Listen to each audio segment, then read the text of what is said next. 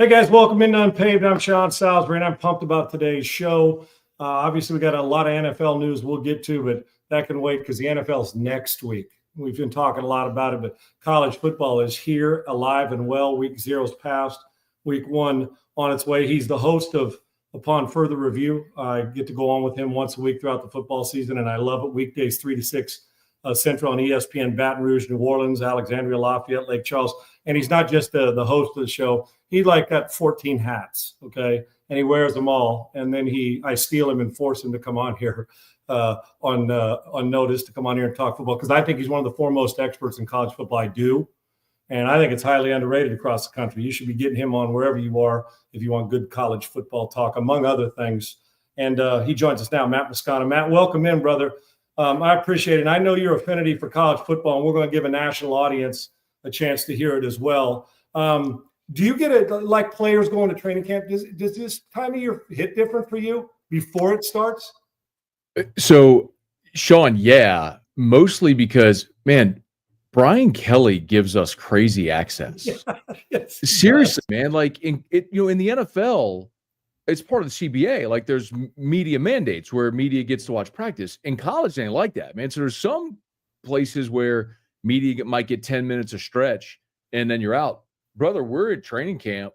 I mean, we ain't practicing, but we're there like the players are. I mean, we get access every day. There's times he'll let us watch the entire practice. So, yeah, man, when August hits and the team reports, I tell my wife, I'll see you in February. I mean, that's pretty much how it goes when we get to this point. So I feel like, maybe even more so than most, a lot of local market media do a great job covering their teams with what they can. We just probably get to go deeper with this team in LSU because we get more access to them. Why does Brian Kelly do that, you think, Matt? I mean, I know that it is fan-friendly. We talk about that and media-friendly, but is it just Brian's personality or is it different because it's LSU? Sean, when he was at Notre Dame, I don't think he did this at Notre Dame. Agreed. But he's done this since he showed up. Now, hey, really, so the first spring he was here and he opened up spring, I joked with a buddy of mine, Shay Dixon, who's over at On 3. We're like, and when Kelly showed up at LSU, he was inheriting a mess. They had the 38 scholarship players and they had back-to-back really bad seasons under Orgeron. So we joke like he's letting us in just so we could tell everybody how bad it's going to be to lessen the expectation a little bit. They of course recruited Jaden Daniels, beat Bama and won the West the first year. But I don't know why, man. Maybe it's just a point in his career where with so many sea changes in college sports, with NIL, with now revenue share, with front offices that kind of look more like an NFL, maybe he's just building this out more like an NFL model is built. Honestly, I've never asked him that. I probably should, but I just don't want to jinx it because it's great to get all the access. Is Brian Kelly, if he wasn't making the money he's making, I hold him in high regard, but you know how it is, Matt. I mean, we're year to year, man. If he wasn't making $100 million, would he be on the hot seat, or is he on the hot seat? He's not on the hot seat. And it's a good question. I understand why people ask it, but Brian Kelly, when he signed the contract at LSU, he signed a 10-year deal worth $95 million, where 90% of it is guaranteed. So, Sean, if they were going to fire him after this year, they would owe him around $50 million, 50. Look, LSU is not a poverty program, but it's also not the kind of place that can afford to stroke $50 million checks to make coaches go away. Right. That is not a highest and best use of resources, and it's not going to happen. So what I've said from the day LSU hired Brian Kelly is, for better or worse, they are financially bound to one another for a decade. Now, I think the better question, Sean, like if this year doesn't go well, by whatever standard, which we could talk about, remember, after this year, you're losing Nussmeier, and all the transfers you just brought in, most of them are gone. So it is realistic to assume a step back in 2026. If that happens, then maybe you're looking at what's the exit strategy? But it's not now at all. Matt, you're so close to the situation and understanding every move from rosters and NIL and what they're spending. Why do they have so much trouble? And Brian hasn't won an opening game, and this one, we can preview this one. This ain't easy. This is a team I had David Pollack on. He thinks that Clemson's a national champion this year. Now, I also talked to, our guy Bear, who's on the Big Noon Kickoff pregame show, who is a phenomenal, Chris Felica, and he thinks that he's not sold yet on Clemson as far as that 11-1 type team. Where do you sit on Clemson, and why does Brian have such a hard time getting this team started? So I'll take those in order. So with Clemson, I think they're interesting because Clemson and LSU are very similar. They just built it different ways. Right. Both have unicorns in that they have fifth-year senior quarterbacks that stayed, Sean. I mean, both these guys never transferred. They waited their turn and they played. But Clemson has 16 returning starters. It's the most returning production in the country. So that part of it, you return Klubnik, you return 4 starters on the offensive line. Clemson returns their top 3 receivers. They return a ton on defense. That part of it, you look and go, man, that's formidable. The flip side of it, though, when you peel back the layer of the onion, I kind of wonder how good Clemson really was last year. Remember, they lost 34-3 to Georgia. They lost on their home field to Louisville. They lost on their home field to South Carolina, and they lost to Texas in the bowl game. And Sean, in those 4 games, they allowed an average of more than 200 rushing yards per game in those 4 losses. On the season, Clemson was 84th against the run, allowed 160 yards a game. So they got talent, right? Like Parker and Woods. Those are dudes that are probably going to be first-round picks. But you know this as well as anybody. Like, there's sometimes you could have really talented dudes that are just part of bad units. Agreed. And that was Clemson defensively a year ago. So you got everybody or a lot of guys back from a unit that wasn't great. Like, how much better are they? I think that's really the question with Clemson. Now, the schedule shapes up for Clemson that they should win the ACC and be a playoff team. If they're not, I'm surprised.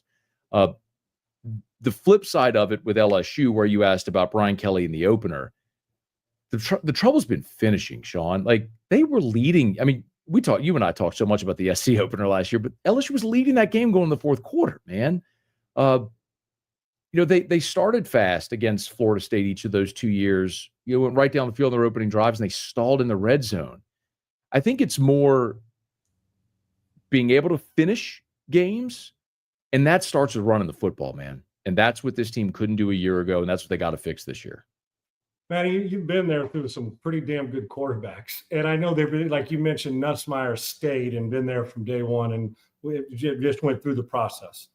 But let me think about your excitement when they had the year before they were going to leave to the pros. Jaden, Burrow, both transfers, and Nussmeier here. So going into a season, now all 3 predicted. Burrow actually wasn't predicted as a first rounder coming out of that season, but They had the best season. The good Lord himself was down there probably like, damn, this guy's pretty good.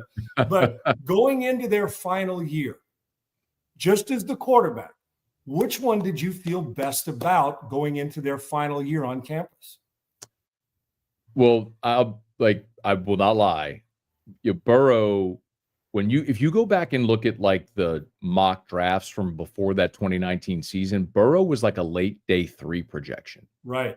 In 2018, his first year in Baton Rouge, he went the entire month of October without throwing a touchdown pass. So Burrow's transformation was dramatic and unforeseen. Like, there's nobody that could have possibly projected 60 touchdown passes like from the year before, no doubt. Yeah. That was an absurdity. Daniels, remember the knock on Jaden his first year is that he wouldn't take the risk. At one point, Brian Kelly even said, I want him to throw some interceptions. You got to give, because it's going to happen when you're giving your guy a shot to make plays. But I did pick, Sean, that year in 23 LSU to win the SEC because I thought with Jaden, Brian Thomas, Malik Neighbors, that was going to be a special offense, and they were. They were the best offense in the country. They led the country in total in scoring offense. I could not have foreseen the defense being literally the worst ever. That was literally the worst defense statistically in the history of LSU. It was a tough watch, wasn't it, Matty? It was tough to watch. Yeah. But I think of all of them, Sean, probably because I have the basis of knowing what Burrow and Daniels did going from the year 4 to year 5.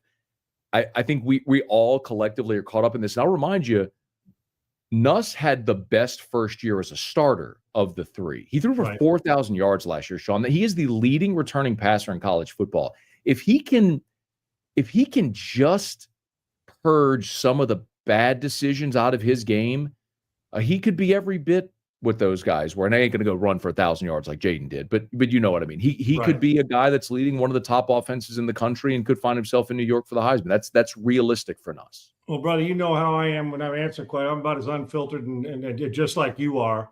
So I get to flip the script on you now. And who's the most underrated, or should I say underrated? Who's the most overrated team in college football right now? You and I are going to disagree on this one, I think, but I think the most overrated team is South Carolina. I understand the Lenore Sellers hype because he is an impressive guy to watch. But man, I watched half a season last year where Lenore Sellers couldn't hit water if he fell out of a boat. And he is impressive. But I also look at the other thing that made South Carolina so good last year was that defense. And man, you don't lose guys like Kennard and Emin Worry and everything they lost on the defensive side of the ball without missing a beat. And if you take a look at South Carolina's schedule, it is brutal. I think they are a 7-win football team this year. They may be. They lose Rocket Sanders as well. Yeah. It was an all-SEC running back. Like, it's possible that at spots they could be better than they were a year ago, but I think that is a 7-5 football team that has got just landmines littered all over their schedule. And so just so you folks know, when I go on Matt's show, that we haven't had the conversation in private about South Carolina or Lenore Sellers. But he has asked me about it. We've talked about it. And I don't disagree with him. And you're on the record, a 7-win, 8-win team. And I do agree that for Sellers to be a great player on Sundays, as I've said, just talk college, that there's accuracy and the consistency with the arm throw in rhythm, on schedule, all that. But my take on him is, you know, Matt, I'm a fan because I think he's got this refusal to lose in him. Now, you can refuse to lose all you want. If you don't have enough players around you, you can't make throws under pressure. It doesn't matter. But he is a beast. And as college players go, he can take over a game that some college player, you know what I'm talking about. He can dominate you with his legs. And if he's in rhythm, there's just this feeling of load me on my back that even when it looks ugly, I still give him a chance to be successful. Now, as far as Sonny, but as a college player, I actually do think if his accuracy is up, that we're going to hear whispers of him in the Heisman Trophy race simply because I think he's that big a beast. I don't know how he's going to translate to, you know how I am, Matty. I go hard after the season's over on the NFL stuff. Yeah. But as a Saturday player, he's tough to game plan against because of the dual threat and the monster that he is physically with the ball in his hands. Agree or disagree? No, look, Sean, especially the conversation here, because LSU and South Carolina played last year in Columbia, right, and LSU won that game. And Sellers missed the second half of that game, and LSU couldn't tackle him. Now, LSU really struggled to tackle running quarterbacks last year. Safety play was awful a season ago. But if Sellers is healthy, it's right to assume that South Carolina probably beats LSU. But, man, the throw he made in the end zone against Alabama when they had a chance to win that game was jaw-droppingly bad. You can't miss it. You can't. Right. You know, there's just and by the way, everybody's allowed to improve. And I assume he will improve from last year to this year. But I think it's also right to approach conversations like this with a degree of skepticism, to say, I'm going to have to see it to believe it. Agreed. I know you're very high on DJ Lagway. We've talked about that. You've talked to me about watching Lagway as a young guy in high school camps. And the physical ability is undeniable. I also watched him throw as many interceptions as touchdowns last year. His numbers mirrored Michael Van Buren's at Mississippi State. He was careless with the football at times, Matt. At times in over his head, but no denying the physical, obviously, skills. Right. No question. So it's just a matter of I just need to see it. You know, I just need to see you go do it for 12 games across an 8 SEC game schedule. And, you know, Sean, Florida's another one, man. I don't know if you peeked at their schedule, but after those first 2 weeks when they play Long Island and South Florida, it's at LSU. Matt, start that again. Matt, you freezed up for saying, what were you saying about Florida? Oh, sorry. Yeah, I don't know if you've taken a look at Florida's schedule, but they open up. That's another one that I could see. I could see Billy Napier having a better team this year than a year ago, but I could see them being a 7-win team as well. It's brutal. Sean, everybody, we have this conversation. Everybody assumes their team's going to win 9, 10, 11 games. Somebody's got to lose. Auburn was 5-7 last year. You know, somebody's got to lose these games. Some fan base is going to be really disappointed based on what their expectation is. And I think South Carolina and Florida are probably two that I'm penciling that are probably going to be teams that underperform based on what their fan bases are expecting.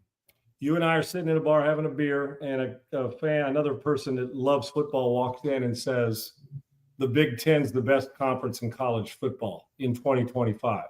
What do you say to him? I'm getting out of the way and letting you two hash it out. So what do you say to him? I just don't know that I believe the depth is there in the Big Ten. But you know what's so interesting?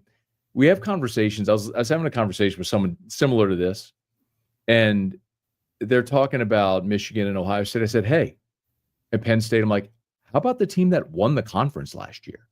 People totally forget Oregon's in the Big Ten. Like, Oregon, SC have added great depth to that league. Washington potentially as well. But I think if you just went 1 to 16, you match up the top 16 from the Big Ten, the top 16 from the SEC, you probably favor the SEC in more games than you would the Big Ten. But is it more the bottom heavy? They're better at the bottom than the Big Ten?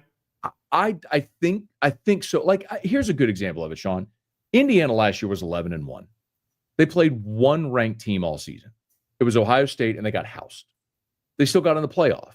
Well, there's just not a possibility to go through an SEC season where you're going to play one ranked team. It's just not a possibility for any of the 16 teams in the conference because there's more depth. But you get to the point we just talked about, which is somebody's got to lose. So you could have a Hugh Freeze Auburn team. He's a good coach, and they got talent there, and they're sitting there at 5-7, but that's not a terrible football team, talent-wise. So I think, listen, it's hard to argue against the top of the league, and Texas and Ohio State are going to play week 1, and that's going to be really fun to watch. I mean, Penn State's the Big Ten's won the last 2 national titles. Yeah. But, I'll tell you, Sean, like, I feel for Oregon last year, man. They were the only undefeated team in the country. They got a crappy draw. The Ohio State got a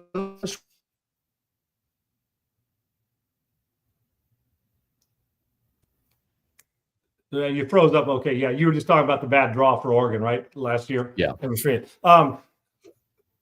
Opening, you mentioned Ohio State and Texas, the veterans and the depth of quarterback in the SEC. And we have discussed this, Matt, you and I, is pretty impressive. You even get down to Vanderbilt, the quarterback position I'm talking about. Yeah. Will, if you were going to pick somebody, and maybe it's Texas because they're talented, but a quarterback that thrives in their system, it's not the starter the year before in the SEC. Well, the most obvious answer, Sean, is I don't know if this counts, but it's probably John Mateer at Oklahoma because Ben Arbuckle's coming with him.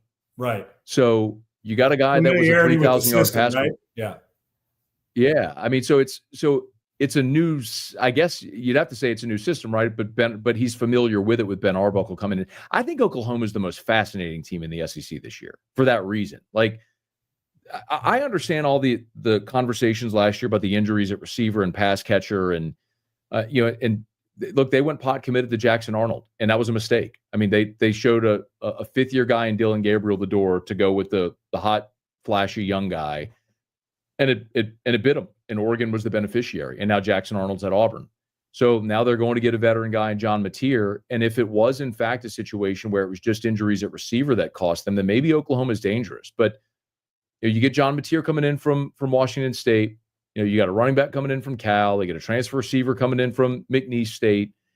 Like, should I be buying all that? I don't know. And I'll tell you, Sean, the thing about one thing John Mateer said at SEC Media Days in Atlanta last month that struck me. He was asked if, and I'm paraphrasing here, but he was asked if the talent on the roster at Oklahoma struck him, and he said something to the effect of, "Yeah, every team I've ever been on, I've always been the best, most talented guy. It's like it ain't like that here." And it makes me wonder, like, is John Mateer stepping up to a level of competition that he's not familiar with? That's just going to take him an adjustment period. Some guys handle that really well. And maybe he is ready, but that's one where if that works, right?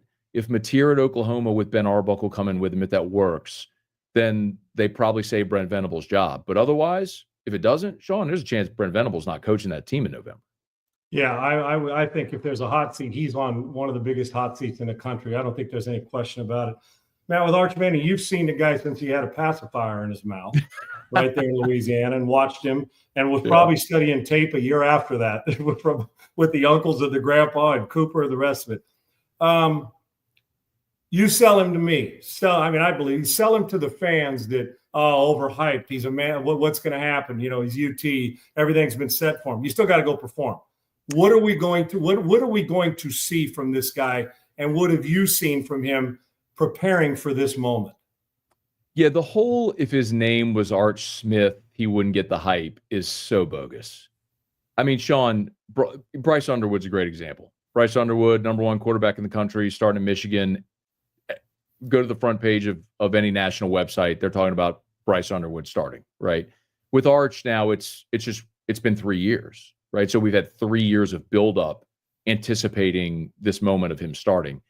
The thing with Arch, look, man, the Mannings it's weird, Sean, because they're kind of an enigma here, meaning in Louisiana. Everybody loves Archie, right? He's the guy from Ole Miss, from Mississippi, who was the face of the franchise in New Orleans, played on some miserable teams, but he was awesome and always did it with class and stayed here, right? Decided to raise his family here. And so people love the Mannings for that. But all the kids spurned LSU. And this is such an LSU. And it's hard to say spurn because none of them have a tie to LSU, right? I mean, Archie's an Ole Miss guy. And you chart your own path, which I've never had a problem with, but there's a lot of people who do. So they love the Mannings on one hand that they've been so integral. I mean, the Mannings just donated a bunch of money and renamed the Children's Hospital in New Orleans to the Mannings, and they've been so community oriented. They're great people. So it's a little bit of but you're right. Everyone's been aware of Arch since he was a child here. But you grow up in that family and everyone knows your name and you're constantly in the spotlight.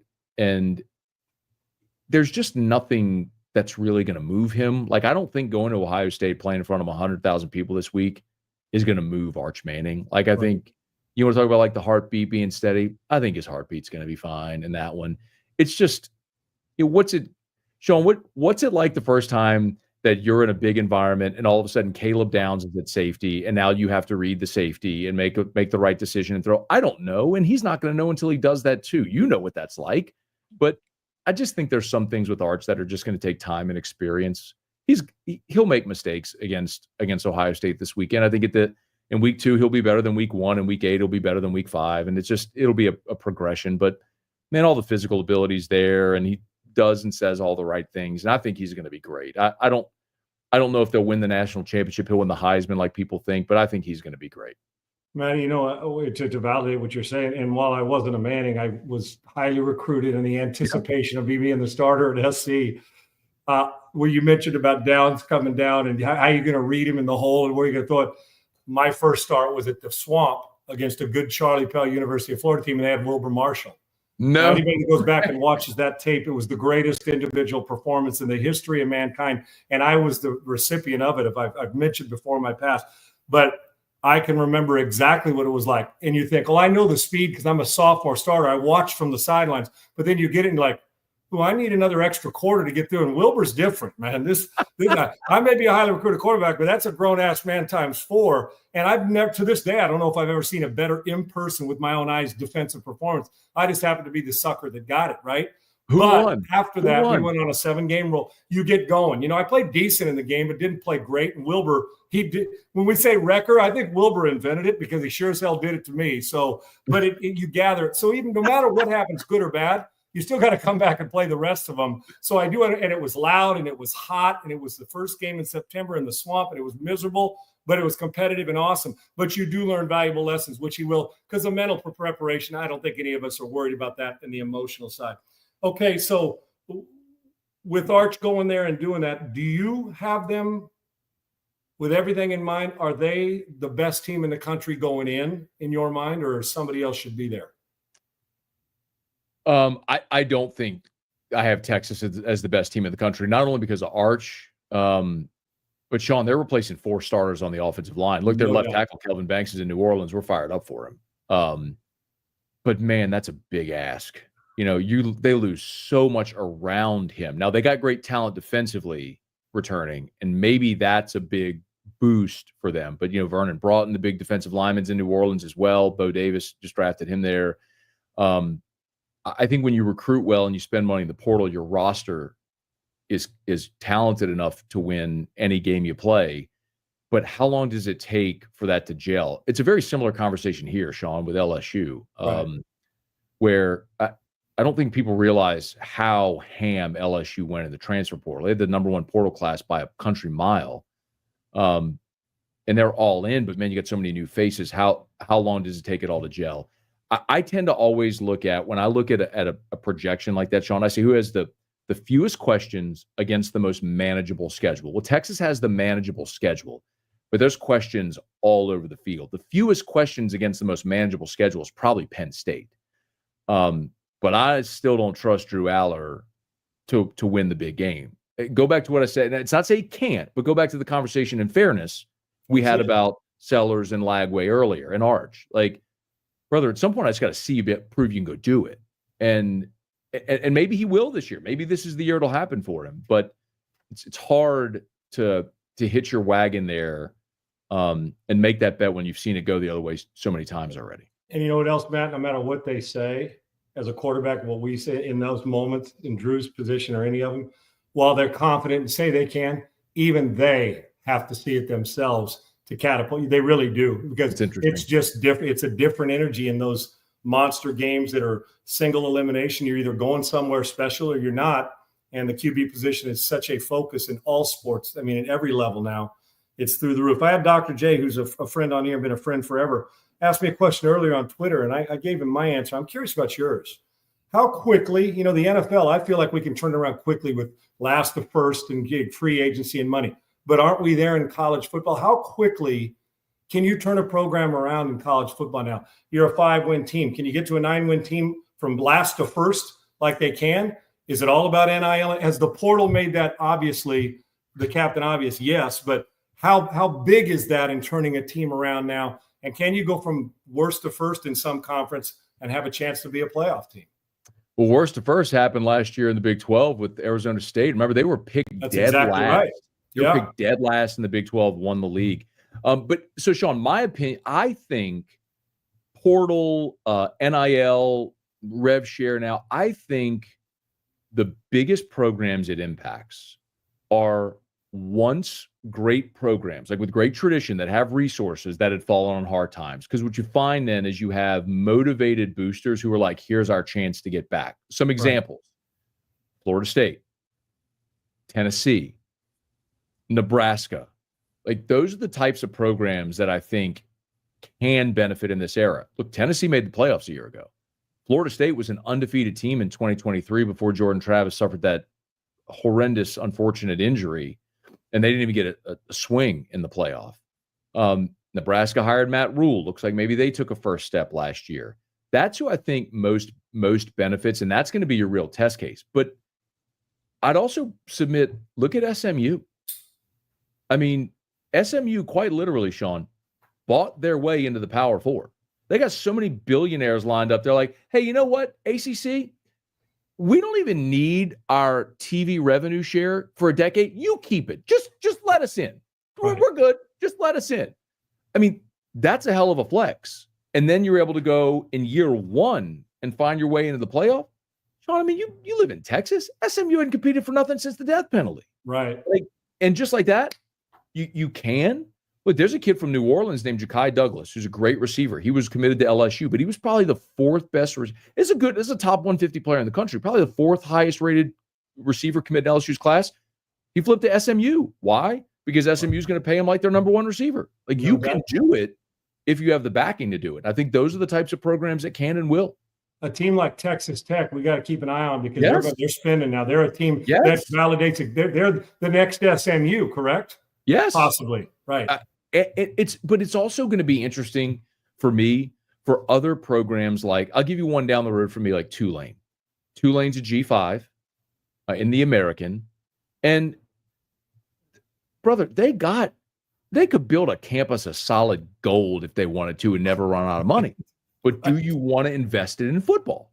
Mm-hmm. I mean, look, Harvard and Yale could do the same thing if they wanted to, but that's not where it's just not where their priority is. So what schools are going to say, we're prioritizing being great in football? And you're right. Texas Tech is the other great example of it. I'm going to let you fix the problems we have in college football. You are the guy that's fixing it. Okay. I got it. So I'm ready. It's one question on a 3-tiered thing, and you can plug it all in. I don't care. Oh, I'm ready. Are you happy with the playoff? I mean, so is playoff, NIL, and transfer portal, that whole NC2A governing body decision, which we know they're not the most powerful governing body in the planet, needless to say. Mm-hmm. Tell me how you're fixing it, Maddie, where college football is at its best. Got it. Yeah, this is easy. You're just gonna have to, Sean. You're just gonna have to give me some space here, okay? That's why you're on here, brother. They're tired of hearing me. Let's go. This is easy. All right. Number one, I don't care about the little guys. I'm a college football elitist. It is not the Power Four's job to fund the G5. It is not Texas's job to make sure Texas El Paso can fund their athletic department. It's not LSU's job to make sure ULM can fund their athletic department. You want to build facilities and pay coaches? Have a freaking bake sale, go raise some money. I never want to see ever again a Power Four against a G5 opponent. We need to completely segregate these. The Power Four needs to be its own league where it only plays Power Four. The G5 needs to be its own thing where it has its own championship and the FCS and so on. Well, how can we fund our athletic department if we don't play those games where we get $1 million to lose? Figure it out. Ain't my job to figure it out. Yeah. Sean, you and I are going to binge on college football this weekend. And you know what we're not going to care about? Texas A&M against New Mexico State or whatever game that is played. You know what I want to see? I want to see a 12-game schedule loaded with awesome games every week that everybody wants to see. And that can only happen, though, if everyone's doing it and you have an equitable schedule, because no team is going to voluntarily load their schedule with 12 Power 5 games or Power 4 games and put themselves at a disadvantage if not everybody else is doing it. So that's number one. We are completely segregating the divisions. We're going to have the Power 4, and Power 4 only plays the Power 4. That's it. And we're going to it, and we are going to a 32-team playoff. Now, if we're going to the Power 4 and the Power 4 exists and we're talking about 60 teams, I don't need 32. I can do 16 in that instance. If we're staying as we are now, which we are, I want 32, where one plays 32 and so on, and we're ranking them on a previously agreed upon power ranking system. So I don't need a group of self-important goons in a hotel ballroom in suburban Dallas debating things like game control and defensive efficiency, trying to tell me how they think teams deserve to be in a playoff to get a shot. College football is the only sport in the history of mankind where you can win every game you play and not even have a chance to play for a championship because a bunch of goons in a hotel ballroom decided you're not worthy of that right. Some with your athletic directors for said schools that are going to be in the playoff. Right. Give me a break. We think, Sean, from the beginning of mankind, when we had sports, go back to the ancient Greeks, wrestling naked, the Romans in the Colosseum. In every sport in the history of mankind, you win every game, you win a championship, right? College football is the only one in the history of the world. So every other sport ever has gotten it wrong, and college football has got it right. Brother, we love college football in spite of itself, in spite of its flaws. I cannot wait. And we're getting there. 4, then 12, and we're going to go to 16, which needs to happen. And the SEC's now moved to 9 league games, and the ACC is going to follow. And we're getting there. We're getting there. But that will be college football nirvana. When we get to a point where we never have to look at a schedule again, and the penultimate weekend of the college football season has SEC teams playing FCS opponents. I got to go into Tiger Stadium in November, Sean, and watch LSU play Western Kentucky. Kick rocks. Purge that out of my life forever. It'll be better for the TV partners. Everybody will make money. It'll be better for the fans. It'll be more competitive. They'll be balanced. We'll have a better playoff. That is my dream. That is the penthouse. Keep me up. There you have it. Yeah, Maddie. Now, and with that, to also further it is, as you said, if they're Power 4 playing only each other, then the team that's 7th in the SEC does not have a bitch because they're playing. Nobody has a bitch because you're playing. Hey, these are all Power 4 teams that can get after it. You didn't get to sneak away and play Tennessee Chattanooga. No disrespect to Tennessee Chattanooga. Love it. Okay. Stray on here. Yeah. Now fix NIL and transfer portal. It's perfect how it is. It is. I love it. You like a guy transferring 4 or 5 times? You okay with that? I have no problem with it whatsoever. Sean, and maybe, listen, I'm a guy that in my life, I transferred. I started my college career at Holy Cross in South Bend. Right. As an 18-year-old, I thought that was what was best for me. Went there for a year, and it was not a great decision. But I'm glad that I had that experience and I went and did it. Transferred, went to LSU. Fantastic. I loved it. Sometimes dudes at 18 years old don't make great life decisions. Sometimes you make good decisions. I am perfectly okay with people changing their mind, and they shouldn't be penalized for it. I am also fine with student athletes making as much money as they can possibly make. I wish in your era you had the opportunity to do it, Sean. Like, honestly, and people blame the student athletes. And my point is, it's not student athletes. It's the adults that could have done this forever. But the adults got greedy and figured out ways to grow an economy of scale in college athletics and make untold sums of money where admins, coaches, everybody's getting rich except the players. And if you try to sell me on a college scholarship, I will come through this chat to anybody who disagrees with me, and we're going to fist fight. Because, look, I respect, obviously, getting a degree and going to school. I did it. But if you mean to tell me, like, Joe Burrow being at LSU is only worth his scholarship, that is nonsense. Agreed. Like, yes. And by the way, what is market value? Market value is what someone is willing to pay for it. There are people who will pay millions of dollars for little pieces of cardboard with pictures of athletes on them. Why? Because people have imputed a value on that. If some rich guy, if the guy at Oracle wants to give Bryce Underwood $12 million without ever throwing a pass, that's his market value. May not be a smart investment for Oracle guy, or maybe it pays off. But who am I to say? We live in a world where there are the haves and the have-nots. I am fortunate. The school I went to, the team I love, is one of the haves. Right. That's not the case for everybody. That's why we should have, just like there's weight class. I love combat sports. I know you do too.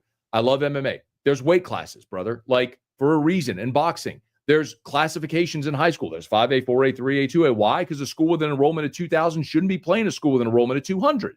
Like, why is college football the only one that doesn't understand this? Would you put a salary cap on the NIL at all? Sure. Would you salary cap them? Leave just as Manny, you may be the first I've heard just say it wants to tweak now, and it's logic. It makes sense, and I know we get frustrated because it's not old school, and but the truth is, a free enterprise system, they should be getting paid. But no, even you don't care. I mean, about the teams with the most money can spend the most, but there you go. The big dogs get richer, and that's okay. Then be a big dog, is what you're saying. Sean, what if we capped the amount of talent you could make in on Sports Talk 790 every morning on the Sean Salisbury Show? Which is not fair. Well, Sean makes even start our own if Eddie was going to do that to us. Money. We need to cap. We need to cap what Sean can make, because I know Sean busts his ass and he played the game and he's done so much in media over 30 years, 40 years. He's crushed it. He shows up every morning, preps his show, does a great job. People listen to him, but it's just not fair that Sean makes so much and the guy at the other station doesn't make as much. So here's what we're going to do. We're going to limit what Sean can make. You know what, man? You've actually, in truth, because I got old school, but you and I have talked a million times. I do have some news. I do like a lot of stuff that they're doing, a lot of it. And it's rare that somebody comes on and gets me pondering deeper than I try to ponder.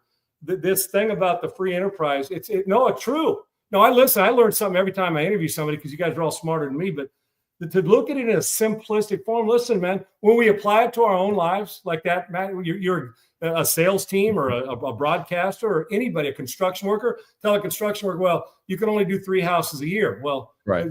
It makes perfect sense. Are the athletes and the coaches and the high schools and are their families handling it right? It couldn't be too overwhelming for them a little bit. Is that where we need to make the change? Maybe there, Matty, and how we raise this?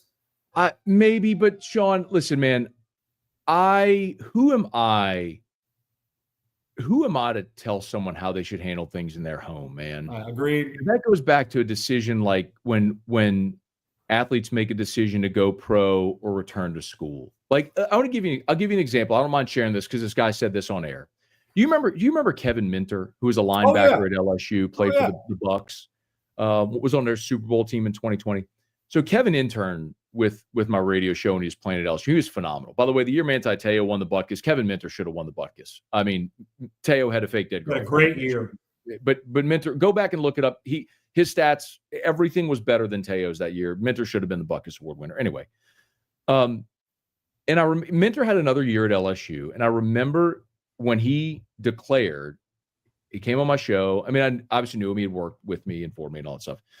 And we talked about his decision. He said, man, I'm at a point in my life where I never have to watch my mom struggle again. And that was it.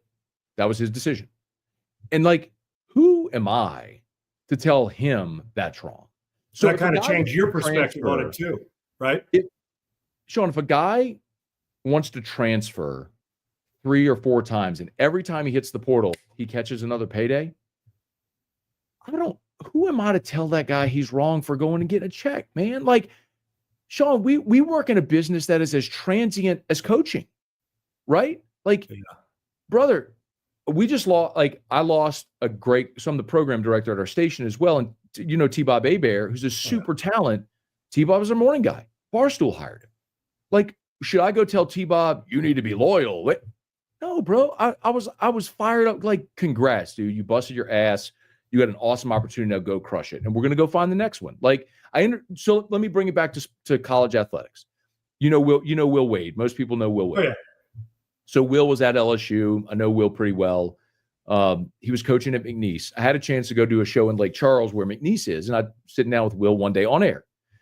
And I bring this up to him, about his, and he says, man, look, I had a guy come up to me. He said, Coach, this school DM me or whatever, and they're offering me this. And Will says to me, I said, you got to go. You better get the step. And like Will's telling the kid, you better get down the road. You better take that money. And what he'll do is he'll say, I'll say to the next you, come here for a year, play 40 games, average 26 and 12, and get your check like this guy. I'll use you as an example for this. It's just using this system for what it is and being willing to evolve and be malleable. The problem is we're so rigid in the way things have been for so long. We're not willing to open our minds to what things can be. So the reality is, Sean, I love the conversation, man, but no matter what you and I talk about, it ain't changing. They're not going backwards on the portal. And the day that I've talked to so many attorneys, I mean, there's a whole economy around NIL law that there are lawsuits drafted. The day anyone tries to cap NIL, lawsuits are filed, and this thing becomes an even bigger poop show. So it's more about how do we make sure that the student athlete, which you talked about, has the right resources to make good decisions, to where we know that there aren't bad actors and bad eggs in the whole ecosystem. That's the kind of thing that I think we need to progress toward. And I understand, man, there's some older school coaches that don't want to mess with that, Sean. That's okay. I get it. You do one thing a certain way for 35, 40 years. Well, one's on College Game Day, right, Matt? He's on College Game Day. Yeah.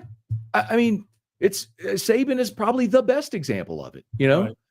But there's probably 30, 40-year-old coaches who are coming up in it. And it's the thing that they're always going to, it's just the way that they know that they're going to have to build a program and win. So simplistic, damn it. Now you've got me thinking, you know what? Transfer 74 times if you could keep getting that back.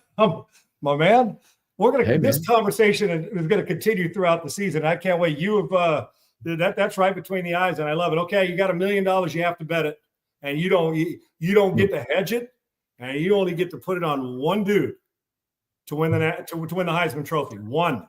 And you do not, no hedging, brother. And you got it. It's all, you don't get to say, well, I'll bet $500,000. Yeah. All million, all in. Who's it on? Garrett Nussmeier. Is it homerism, or is it because you think he's in the best situation? So if you know me well enough to know there's no homerism. Exactly. I want the people to know that. Right. Whenever by the way, I'm picking Clemson to beat LSU, by the way. So actually the play I would tell you, Sean, is I would wait till after week 1 and then make my bet after week 1 if LSU loses, because I'll get a better number. Right. But I watched Jaden Daniels do it with a 9-3 football team. I watched Joe Burrow do it. And I just told you, Garrett's the leading returning passer in college football. He threw for 4,000 yards. So if Garrett, he has name recognition. He's on a team that's going to be playing in massive games. He's going to throw for 4,000 yards again, so the stats will be there. If the team cooperates, which I think it will, and they're playing meaningful games in November, he should be in New York. I understand Arch with the name recognition. I think there's just going to be enough struggles this year, and I don't think there's another obvious choice. Right. You could try to sell me on Drew Aller. There's other transfers in place, but Klubnik would maybe be the other one that I would say, and maybe because I think Clemson is going to win the ACC, and that might put him a nose ahead, especially if they win a head-to-head. But those would be the two that I would say if I had to make a bet, it would be those two, and I'd probably side with Nuss. And you know how I feel about Nussmeier. We've talked about him ad nauseum. I think it was a smart move to come back, not only for Sundays, but also for him and for Saturdays, and for a chance to win the whole thing and do what we know he can do. Plus, he's got great football IQ, and the DNA ain't bad. It's a good thing with his pops, not too far down the road. All right, get me to the Final Four, the final two, and who's winning this thing. Man, unfair, I know, but I got to ask you. I hadn't prepped this, honestly. And the hard thing, Sean, about picking a champion in this era is I don't know what the draw looks like. I'm not trying to weasel out. I tell you, I do have LSU beating Texas in the SEC championship game and making the playoff. Okay. But just like a year ago where I thought Oregon was the best team all year, they got a bad draw and they were out. Ohio State ended up winning it. So I don't want to weasel out on you, man. I'm just trying to do this now off the top of my dome. No, and Manny, this is just kind of a going like, off season, you see transfer, say, oh, that team, just kind of before you reserve the right to change it before Saturday if you want. Just kind of an idea who do you think the four best teams in the country are? How's that? I think I would always, again, who I think are the most talent, who has the most talent, I would go, I think Clemson and LSU are two of them. I would probably throw Penn State in there. And I feel like there's going to be an obvious one I'm missing. I worry about Georgia. Kirby told us at media days he's never had this many freshmen and redshirt freshmen on teams. He's got 40. He's got more than half of his roster are first and second year players. I really worried about Georgia this year. I'm not sold on Alabama. Tennessee with a new quarterback, obviously. I'm trying to debate and say if I want to throw Texas or Ohio State in there. But since I got Ohio State beating Texas in that game, give me Ohio State. Fair enough. But we don't believe there's going to be a repeat, right? No repeat.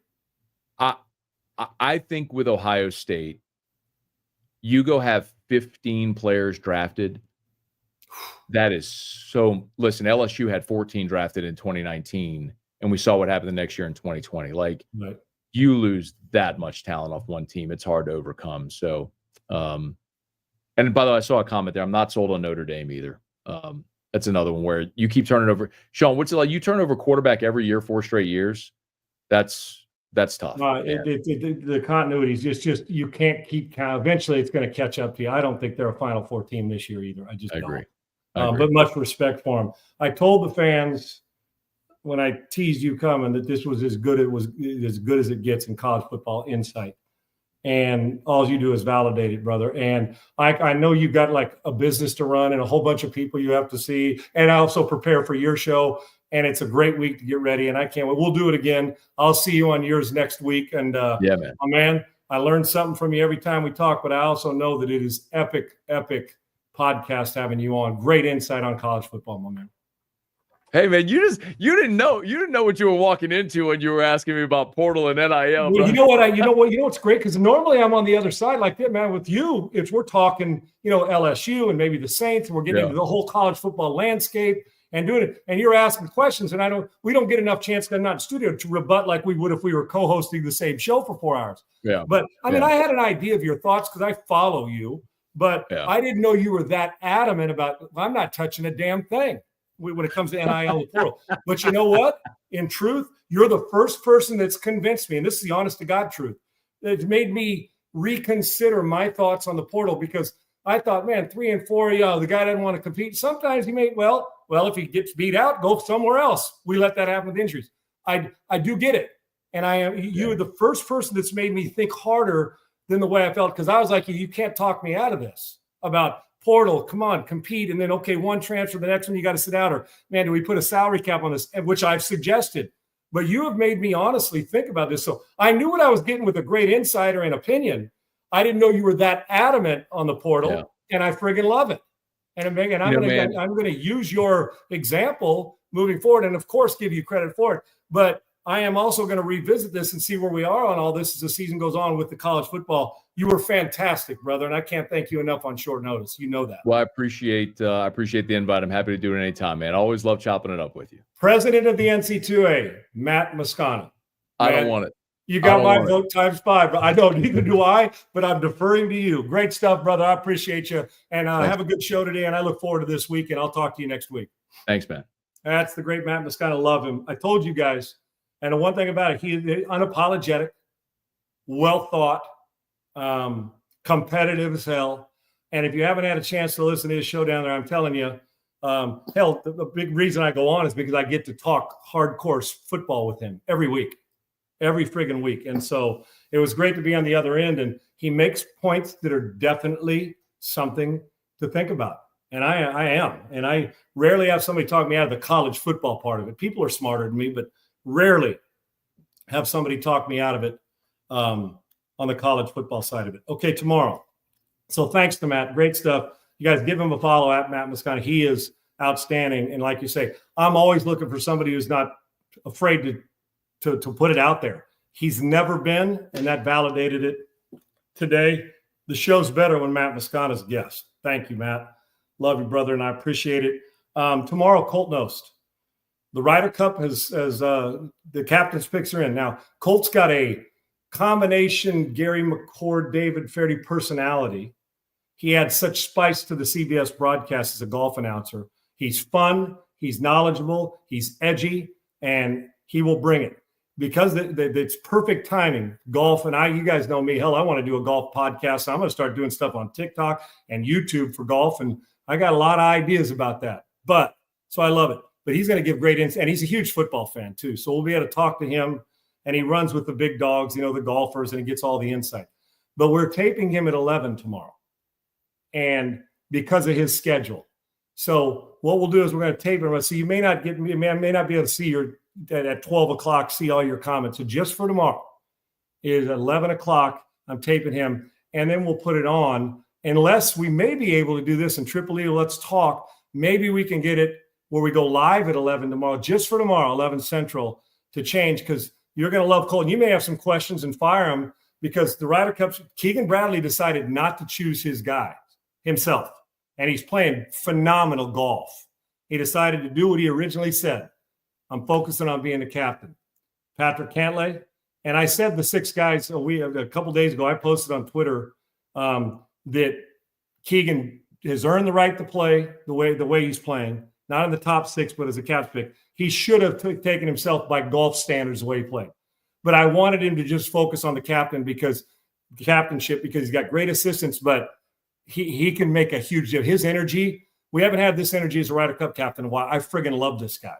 Keegan Bradley. He is perfect. Now, how the result's going to be up to how Scotty Scheffler hits balls from 200 feet to 200 yards to 5 feet. And Colt will cover all this, but Patrick Cantlay, Justin Thomas, Colin Morikawa, who is a top 10 player in the world, but struggling mightily this year as a captain's pick, but he's really good. And if he gets settled in, take one shot, look out. And Ben Griffin, who's had a phenomenal 2 years ago, Ben Griffin was a guy working on Wall Street or in the finance world. A guy took a shot on him as a sponsor to pay for travel and stuff. And now the guy has played out of his mind, won a couple times, and he deserved to be on it. But I thought he was going to get left out for Keegan. So Griffin, Thomas, Cantlay, Keegan, Sam Burns, no brainer, has flat ass earned it. We know that Sam Burns is a great putter, one of the best putters in the world. You got to be able to hit it long, and you better be able to putt the Ryder Cup. Length is going to matter. And you thought, well, is Chris Goddard going to be part of it because he's long? And then I love this one with when Young got the call as well. And I know emotionally it mattered. He thought he was playing well enough. You heard him interviewed after last week, that well enough to be selected. And he's right. And you want to talk about long and that hesitation at the top of his swing. So there's your team mixed in with the guys in Scheffler and Schauffele and guys who've already qualified and Bryson DeChambeau. We got a hell of a team, but the Euros aren't going to back off. They'll have a hell of a team too, and it should be fun. So we will talk to Colt Knost about that, who is PGA Tour Player of the Year, and we're going to dabble into a lot of things. he was one of the great amateur players on the planet. What happened? Well, why? But I think he's one of my favorite broadcasters on the planet too, because I love his energy. Golf needs it. Golf needs him. The show needs him. We'll be back with him tomorrow as well. So keep an eye on Twitter if you can, at Sean Unfiltered, at Unpaved on Rumble on Twitter, because we'll find out one way or the other. Colt Knows Beyond, you'll see it at noon.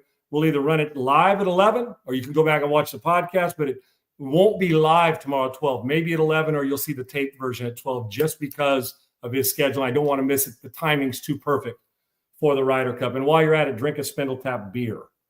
You see the El Rancho in the back right there. That right there would be your mocktails, which has got Delta 9 THC, 5 milligrams. You got 20 milligrams. You got the cotton candy that's got 10 milligrams. Unlike, there's no sugar, there's no alcohol in it. So you want to sit around and relax. You get your buzz drinking your beer. You want to sit around and relax because your had shoulder surgery. Well, Delta 9 THC is a good thing. It really is. And do it responsibly. And we'll send it right to your door. You see it 713-325-1477.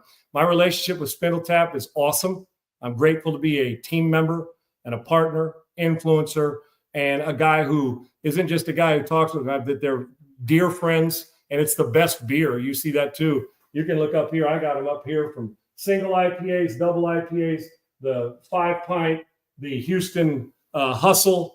They're all over the place. Great Mexican beer, low calorie beer. They got it all. And that will be flowing from a tap for me this weekend because I am getting set up for this. And it'll be flowing for me, obviously, in my refrigerator. It should be your twos. It's spindletap.com. Deliver it right to your door. The brewery's off the chart. They've expanded a new beer hall over and above the one they already have. You can play pickleball. You can go sit out there. So if you're in Houston, get to Spindle Tap.